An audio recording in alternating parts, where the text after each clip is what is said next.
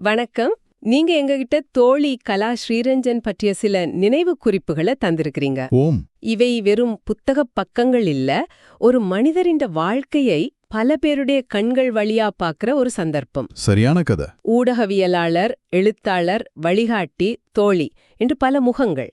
இந்த உரையாடல்ல இந்த நினைவுகளின் நூல்களை பிடிச்சு அவர் உண்மையில யார், அவருடைய ஆளுமை என்ன மாதிரிப்பட்டது, அவருடைய தாக்கம் எப்படி இருந்ததுன்னு ஆழமாக பார்க்க போறோம். ஆமா, இது ஒரு வாழ்க்கை வரலாற்றை வாசிக்கிற மாதிரி இல்ல, பல துண்டுகளை வச்சு ஒரு முழுமையான சித்திரத்தை உருவாக்குற ஒரு முயற்சி. ஒவ்வொரு குறிப்பும் ஒரு புது கோணத்தை காட்டுது. எங்கட நோக்கம் இந்த எல்லா கோணங்களையும் இணைச்சு கலா ஸ்ரீரஞ்சன் என்ற ஆளுமையின் உண்மையான பிம்பத்தை உங்களுக்கு கொண்டு வந்து காட்டுறதுதான். சரி, அப்போ வாங்கோ கதைப்போம். இந்த குறிப்புகள் சொல்றபடி கலா ஸ்ரீரஞ்சன் ஜனவரி 1, 2016 காலமாகியிருக்கிறார். ஆமா. ஆனா அவரு இருந்து இத்தனை வருஷத்துக்கு பிறகும் அவருடைய தாக்கம் இன்னும் எவ்வளவு வலுவாயிருக்கின்றதுக்கு இந்த எழுத்துக்களே சாட்சி. நிச்சயமா. அவர் ஒரு வானொலி அறிவிப்பாளரா தன்னை பயணத்தை ஆரம்பிச்சு பிபிசி தமிழோசை மாதிரி ஒரு சர்வதேச ஊடகம் வரைக்கும் போனவர். 1988 லண்டனுக்கு புலம்பெயர்ந்திருக்கிறாரு. அந்த காலகட்டத்துல இது ஒரு சாதாரண பயணம் இல்லையே. நிச்சயமா இல்ல, அது ஒரு பெரிய இடப்பெயர்வு. பிபிசி தமிழோசையில 2005 சேர்ந்து 2010 வரைக்கும் வேலை செய்திருக்கிறாரு. அது அவருடைய தொழில் வாழ்க்கையில மிக முக்கியமான ஒரு காலகட்டம். ஓம். அங்க அவர் வெறும் செய்திகளை வாசிச்சவர் மட்டும் இல்ல, பல ஆய்வு கட்டுரைகள், கலந்துரையாடல்கள், நூல் விமர்சனங்கள் என்று இலக்கிய தளத்திலும் மிக ஆழமான பங்களிப்பை செய்திருக்கிறாரு. இங்க ஒரு குறிப்புல அவரை ஒரு லேட் என்ட்ரி என்று சொல்லியிருக்கு. அது எனக்கு சுவாரஸ்யமாப்படுது. ஆமா, அது ஒரு முக்கியமான பாயிண்ட். ஊடகத்துறை மாதிரி ஒரு போட்டி நிறைஞ்ச துறைக்கு கொஞ்சம் தாமதமா வாரது ஒரு சவாலா இருந்திருக்குமா, இல்லாட்டி அந்த வாழ்க்கை அனுபவம் அவருக்கு ஒரு விதத்துல கை கொடுத்திருக்குமா? இது ஒரு நல்ல கேள்வி. ஏனென்றால் பல பேர் இளமையிலேயே ஊடகத்துறைக்கு வந்துடுவேணும். ஆனா கலா ஸ்ரீரஞ்சன் இந்த தாமதமான பிரவேசம் ஒரு குறையா இல்லாம அதுவே அவருடைய பெரிய பலமா மாறியிருக்கு. எப்படி சொல்றீங்க? அவருடைய முதிர்ச்சி, செய்திகளை அவர் அணுகுன விதத்துல அது தெரிஞ்சிருக்கும். வெறும் பரபரப்பு தேடாம ஒரு விடயத்தின் ஆழத்துக்கு போற பக்குவம் அவருக்கு இருந்திருக்கு. இதுக்கு அவருடைய கல்வி பின்னணியும் ஒரு காரணமா இருக்குமோ? கட்டாயமா, அதையும் நாங்க கவனிக்கணும். சவுத் பேங்க் யூனிவர்சிட்டியில உணவு அறிவியல்ல பிஎஸ்சி பட்டமும். உணவு அறிவியலா? ஓம். லண்டன் மெட்ரோபாலிட்டன் யூனிவர்சிட்டியில எம்எஸ்சி பட்டம் எடுத்திருக்கிறார். இது ஒரு கலைத்துறை பட்டம் இல்ல, இது ஒரு விஞ்ஞான பட்டம். அப்போ ஒரு விஞ்ஞான படிப்பு? ஆமா. இந்த விஞ்ஞான படிப்பு ஒரு விடயத்தை எப்படி தர்க்க ரீதியா ஆதாரங்களோட அணுகணும் என்ற ஒரு பயிற்சியை கொடுத்திருக்கும். அப்போ நீங்க சொல்ல வாரீங்க, அவருடைய படைப்பு மனசுக்குள்ள ஒரு விஞ்ஞான மூளை இயங்கிக் கொண்டிருந்ததுண்டா? சரியாக சொன்னீங்க. அதுதான் அவருடைய தனித்துவம். ஒரு விடயத்தை உணர்ச்சி பூர்வமா மட்டும் பார்க்காம அதை பகுத்தாய்வு செய்யற, ஒழுங்குபடுத்துற ஒரு திறன் அவர்கிட்ட இருந்திருக்கு. இந்த விஞ்ஞான மனப்பான்மை தான் அவருடைய ஊடக பணிக்கும் எழுத்துக்கும் ஒரு விதமான நம்பகத்தன்மையையும் கணத்தையும் கொடுத்திருக்கு. இது ஏதோ தற்செயலா நடந்த விடயம் இல்ல, இதுதான் அவருடைய இயக்க முறைமையா இருந்திருக்க வேணும். ஊடகவியலாளர் என்ற அடையாளத்திலிருந்து இப்ப அவருடைய இன்னொரு முக்கியமான பக்கத்துக்கு வருவோம். எழுத்தாளர், விமர்சகர். ஓம். அந்த விஞ்ஞான மனப்பான்மை இங்கேயும் வெளிப்பட்டதா? மிக தெளிவா வெளிப்பட்டிருக்கு. அவர் ஒரு ஆக்கப்பூர்வமான விமர்சகரா இருந்திருக்கிறார். ஒரு குறிப்புல ஒரு விடயம் அழுத்தமாக சொல்லப்பட்டிருக்கு. என்னவெண்டு? கருத்து முரண்பாடுகளை அவர் எப்பவுமே விவாதமாகத்தான் மாற்றுவாரே தவிர தனிப்பட்ட தாக்குதலா ஒருபோதும் மாத்தினது இல்லையாம். இன்றைய சமூக வலைத்தள காலத்திலிருந்து பார்க்க இது எவ்வளவு அரிதான குணம். அதுதான் உண்மைதான். இன்றைக்கு விமர்சனம் என்ற பேர்ல தனிப்பட்ட தாக்குதல்கள் தான் நிறைய நடக்குது. அப்படியான சூழல்ல ஒரு ஆரோக்கியமான விவாத பண்பாட்டை அவர் கடைபிடிச்சிருக்கிறாரு. இது அவரோட முதிர்ச்சியை காட்டுது. ஓம். அதோட அவர் தன்ற படைப்புகள் சம்பந்தமா சாரங்கன் என்ற நண்பரோட விவாதிக்கிற பழக்கத்தை கொண்டிருந்திருக்கிறாரு.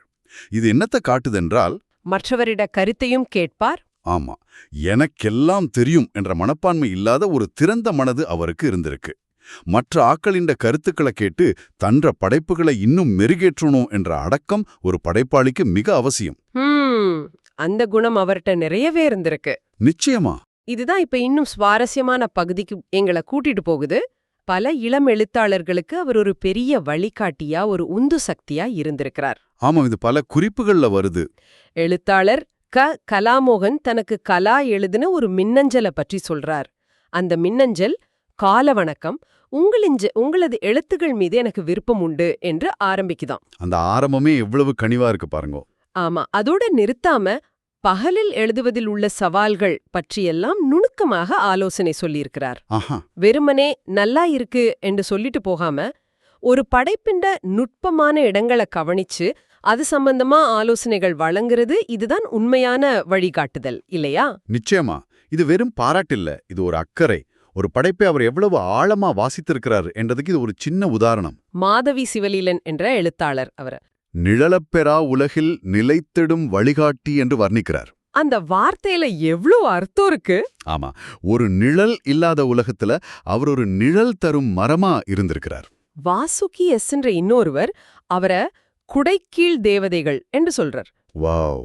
இந்த வார்த்தைகள் எல்லாம் வெறும் புகழ்ச்சி இல்ல, அவங்க அனுபவத்துல உணர்ந்ததைத்தான் அப்படி பதிவு செய்திருக்கணும். ஓம், அது விளங்குது. ஒரு குட மாதிரி, ஒரு நிழல் மாதிரி அவர் பல இளம் படைப்பாளிகளுக்கு இருந்திருக்கிறார். இதையெல்லாம் சேர்த்து பார்க்க ஒரு விடயம் தெளிவாகுது. அவர் தனக்காக மட்டும் வாழல, தன்னை சுத்தி இருக்கிற ஒரு படைப்புச் சூழலை வளர்த்தெடுக்கணும் என்ற ஒரு பெரிய நோக்கத்தோட எங்கியிருக்கிறார். ஒரு தனி மரம் தன்னை சுத்தி ஒரு தோப்ப உருவாக்க முயற்சி செய்யற மாதிரி. சரியான ஒப்பீடு. அவர் மறைஞ்சதுக்கு பிறகும் இத்தனை பேர் அவரை பற்றி இவ்வளவு ஆழமா எழுதுறதுக்கு காரணம் அவர் விதைச்ச அந்த விதைகள் தான். சரி, ஒரு ஊடகவியலாளரா, எழுத்தாளரா, வழிகாட்டியா அவரை பார்த்துட்டோம். இப்ப அவருடைய ஆளுமையின் இன்னொரு பக்கத்தை பார்ப்போம். ஓம், அவருடைய தனிப்பட்ட வாழ்க்கை அவருக்கு கொடுத்த மிக கடுமையான சவாலை அவர் எப்படி எதிர்கொண்டார் என்றத திரைப்பட இயக்குனரும் கவிஞருமான லீனா மணிமேகலை எழுதின ஒரு குறிப்பு மனதை உலுக்குது. ஆமா, அது ஒரு முக்கியமான பதிவு. தனக்கு புற்றுநோய் என்று தெரிஞ்சதும் கலாஸ்ரீ ரஞ்சன் லீனாட்ட சொல்லியிருக்கிறார், எனக்கு நேரம் கட்டத்துல இருக்கு, நான் எழுத வேண்டியது நிறைய இருக்கு, முடியும் வரை இருந்துவிட்டு போய்விடுவேன். யோசித்து பார்க்கவே கஷ்டமா இருக்கு. ஒரு நிமிஷம் யோசிச்சு பாருங்கோ. ஒரு மரண ஓலைச் செய்தியை கேட்ட உடனே அவருடைய முதல் சிந்தனை தன்ற வேலையை பற்றி, தன்ற கடமையை பற்றி இருந்திருக்கு.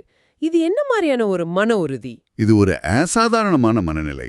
மரணத்தின் வாசல்ல நின்று கொண்டு வாழ்க்கை என்ற அர்த்தத்தையும் செய்ய வேண்டிய வேலைகளையும் பற்றி இவ்வளவு தெளிவா பேசுறது, இது அவரின் ஆளுமையின் உச்சத்தை காட்டுது.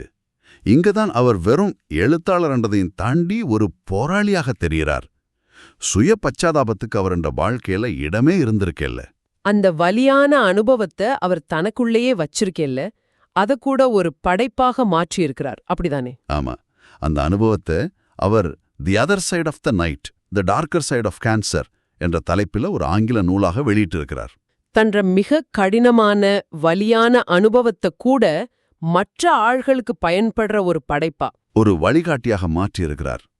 வலியை கூட ஒரு ஆயுதமாக, ஒரு பாடமாக மாற்றும் பக்குவம், இது சாதாரண மனிதர்களால முடியாது. அவருடைய தனிப்பட்ட வாழ்க்கை உறவுகளையும் இந்த குறிப்புகள் ஆழமாக பதிவு செஞ்சிருக்கு. குறிப்பா அவருடைய கணவர் ஸ்ரீரஞ்சனுடனான உறவு. ஆமா, அது ரொம்ப ஆழமானது. கலா எழுதிய வழகலற்ற உலகில் அமைதியாக தூங்குங்கள் என்ற வரிக்கு அவருடைய கணவர், அம்மா வழகல் இல்லாம எப்படி அமைதியாக தூங்குவது என்று கேட்டாராம். அந்த ஒரு கேள்விக்குள்ள எவ்வளவு அன்பு, எவ்வளவு இழப்பு, எவ்வளவு நினைவுகள் இருக்கு. ஆமா, அது அவர்களுடைய உறவின் ஆழத்தை ஒரு முழு நாவல் மாதிரி சொல்லிடுது. அது வெறும் வார்த்தைகள் இல்ல, அது ஒரு வாழ்க்கை. வலையோசை இல்லாத ஒரு வீடு. ஆமா, அது எவ்வளவு வெறுமையாக இருக்கும் என்றது அந்த ஒரு கேள்வி எங்களுக்கு உணர்த்துது. அவங்க எவ்வளவு நெருக்கமான, கவித்துவமான ஒரு பிணைப்புல இருந்திருக்கலாம் என்றதுக்கு இது ஒரு அழகான சாட்சி. இன்னொரு குறிப்பு சொல்லுது, கலா ஸ்ரீரஞ்சனின் வலைப்பூவின் முதல் பக்கம் இன்னும் இயங்கிக் கொண்டிருக்குண்டு. இது சின்ன விடயமா தெரியலாம், ஆனா இதுக்குள்ள பெரிய அர்த்தம் இருக்கு. நிச்சயமா, அது வெறும் ஒரு இணைய பக்கம் இல்ல, அது ஒரு வாழும் நினைவு சின்னம். சரியான கதை. அவருடைய நினைவுகள் அவருடைய கணவரின் மனசுல இன்னும் வாழ்ந்து கொண்டிருக்கு என்றதுக்கு அது ஒரு அடையாளம். அவர் வெறும் எழுத்துக்களாக, புத்தகங்கள் இல்லாமல் வாழும் நினைவுகளாக இன்றும் இருக்கிறார் என்றதை அது உறுதிப்படுத்துது. ஆனா பக்கத்தையும் நாங்க பார்க்கணும். ஓம். திருமதி பூங்கோதை பாலகிருஷ்ணன் கலாவிண்ட இந்த பக்கத்தை வெளிக்கொண்டு வரார். மருத்துவ உதவிகள் தேவைப்பட்ட ஆக்களுக்கு அவர் செய்த சேவைகளை பத்தி சொல்றார். இது ரொம்ப முக்கியம். ஏனென்றா சில படைப்பாளிகள் சமூகத்திலிருந்து தங்களை அந்நியப்படுத்திக் கொள்வினம். ஆனா கலா அப்படி இல்ல. எழுத்து என்பது சமூகத்தோட ஒரு அங்கம்தான் என்றத அவர் வாழ்ந்து காட்டியிருக்கிறார். மக்களின் துன்பங்கள்ல பங்கெடுக்கிறது ஒரு படைப்பாளியின் கடமை என்றதை அவர் உணர்ந்திருந்தார். அப்போ அவருடைய எழுத்து வெறும் எழுத்தா இருக்கேல இல்ல, அவருடைய இந்த சேவை மனப்பான்மை அவருடைய எழுத்துக்களுக்கு இன்னும் அதிக நம்பகத்தன்மையும் கனத்தையும் கொடுக்குது. ஆஹா, இந்த குறிப்புகள் எல்லாத்தையும் இணைச்சு பாக்கேக்க எங்க முன்னால ஒரு முழுமையான ஆளுமை நிக்கிறார். ஒரு ஊடகவியலாளர், எழுத்தாளர், வழிகாட்டி, போராளி, மனிதாபிமானி, இப்படி பல பரிமாணங்கள். அப்போ இந்த எல்லா குறிப்புகளையும் ஒண்டா சேர்த்து பார்க்க கலாஸ்ரீரஞ்சன் என்றது ஒரு தனிநபர் மட்டும் இல்ல. ஒரு இயக்கம் மாதிரி. ஆமா, ஒரு இயக்க மாதிரி செயல்பட்டிருக்கிறாரு. அவர் வெறும் ஊடகவியலாளர், எழுத்தாளர், விமர்சகர் என்றதெல்லாம் தாண்டி பலருக்கு ஒரு நம்பிக்கையாக, ஒரு வழிகாட்டியாக, ஒரு உந்து சக்தியாக இருந்திருக்கிறாரு. ம் அவர் இந்த தாக்கம் என்றது அவர் எழுதின பக்கங்களிலேயோ பேசுன நிமிடங்களிலேயோ மட்டும் தங்கியிருக்கல்ல. அவர் தொட்ட மனிதர்களின் வாழ்க்கையில தான் அது வாழுது. ஆமா, நான் சபேசன் குறிப்பிடுற மாதிரி அவர் விட்டுச் சென்றது ஒரு ஆழமான தடம். அது எலகுவில அழியக்கூடியதில்ல. நிச்சயமா. இருக்கும். அழகான வரி. அவர் விதைத்த விதைகள் இன்று பெரிய மரங்களா வளர்ந்து பலருக்கும் நிழல் கொடுத்து கொண்டிருக்கலாம். இந்த உரையாடலின் இறுதியில உங்களிடம் ஒரு கேள்வியை விட்டுட்டு போக விரும்புறோம். கேளுங்கோ. ஒருவருடைய வாழ்க்கை என்பது அவர்கள் வாழும் காலத்துல அவர்கள் சாதிக்கிறது மட்டும்தானா, அல்லது அவர்கள் மற்றவர்களோட மனசுல விதைச்சு போட்டு போற எண்ணங்களும் அவங்க உருவாக்கின தாக்கங்களும் தான் அவங்களோட உண்மையான நீட்சியா? ம் நீங்க எங்க கிட்ட தந்த இந்த குறிப்புகள் கலாஸ்ரீரஞ்சன் என்ற வாழ்க்கையை பற்றி சொல்ற பதில் என்ன என்று நீங்க நினைக்கிறீங்க?